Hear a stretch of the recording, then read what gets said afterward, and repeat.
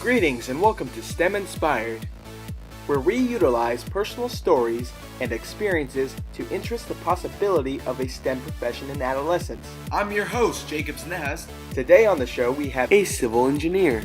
She loves building, built tree houses, and even landed in poison ivy. Please give a warm welcome to Amy Milanes. Could you tell us your name and what you do for a living? My name is Amy Milanes, and I'm a civil engineer for building and safety for the County of Los Angeles. What do you do on a daily day? Well, my duties include looking at any grading and drainage that is occurring with new building or grading projects, and I make sure that what they're proposing can happen and it meets the minimum code requirements to make sure it's safe, to make sure it's actually doable, and so forth. What is the best part about your job? Every single job is completely different. I get to go out in the field a lot. I get to go out and see projects happening in action. I get to see a lot of grading happening, large scale grading. It's a lot of fun and it's got a lot of variety. So I'm not just stuck behind a desk or out in the field completely. I kind of have a nice mix of both. What is rewarding about your profession?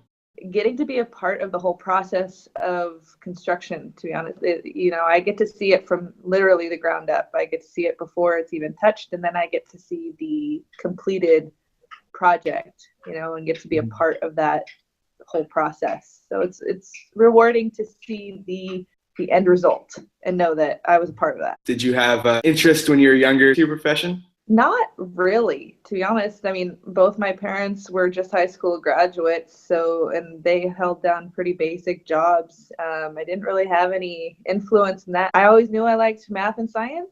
Those were my main, and I loved building Legos and doing puzzles and stuff like that. But other than that, no, I didn't really know this is what I wanted to do until I was about 19 or 20. I had already gone through a couple of years at Pierce and Moore Park at community colleges. So when you were younger, around 8 to 14, what did you imagine you would do for work?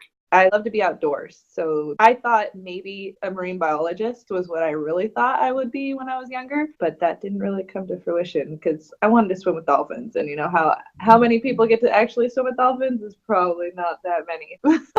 So what kind of hobbies did you do when you were younger? Mainly puzzles and sports. We'd build forts outdoors. We'd build tree houses, which were probably not the safest things. And I played lots of sports. I rarely had any free time, to be honest. I was swimming, playing basketball, running track, doing volleyball. Is there a memory that stands out to you, like when you maybe built those tree houses?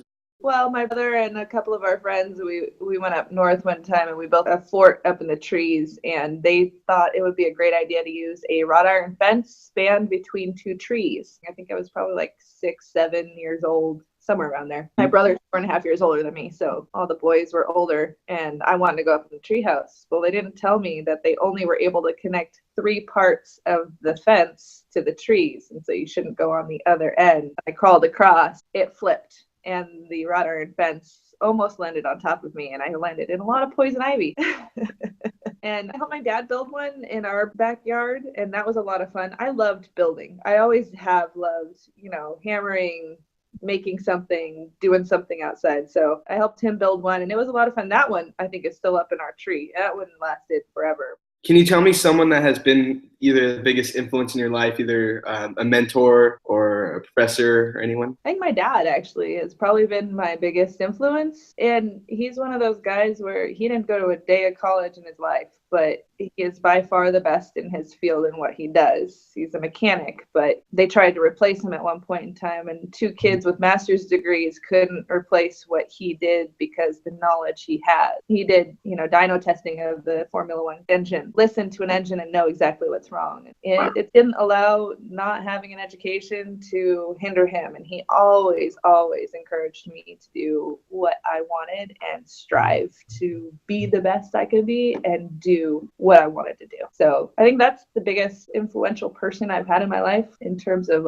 helping me become who I am. Was there any of those lessons that your dad taught you, the hard work and dedication, really help you out later on? Oh gosh, yeah. There were several times I wanted to give up, especially in school. Oh my gosh. I basically did my entire engineering course, which normally takes about 5 years, in 3.5 years, because I got horrible advice when I first went into community college, and I got my AA instead of my AS because nobody told me there was such a thing as an AS. And when you don't know what to take, you just, they go, do you know what you want to do? I said, not really. They said, well, why don't you just get your AA? I'm like, okay. You think they know best and you don't really question it. And so I did that. I didn't have any of my math when I went into CSUN. I didn't have any of my sciences that I need when I went to CSUN. No physics, no nothing.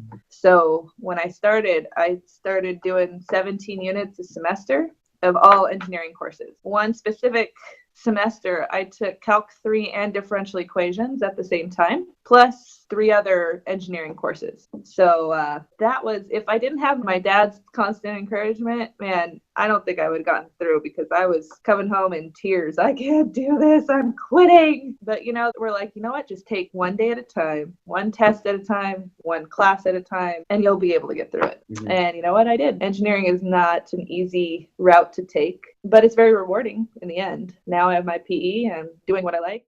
What advice or information would you give to children who would like to enter into a STEM profession? Do what you love. Focus on what you really excel at and find something that suits you. But I would just encourage them to just keep on trying. Figure out what you really like. See how you can fit it into your life, and just try to enjoy every moment of it, because it really is just a job, but you should enjoy what you do so you don't have to dread going to work every day. Figure out how your interests can further your enjoyment of life, not just what can make me the most money, but what makes me happy at the same time as gets what needs to be done.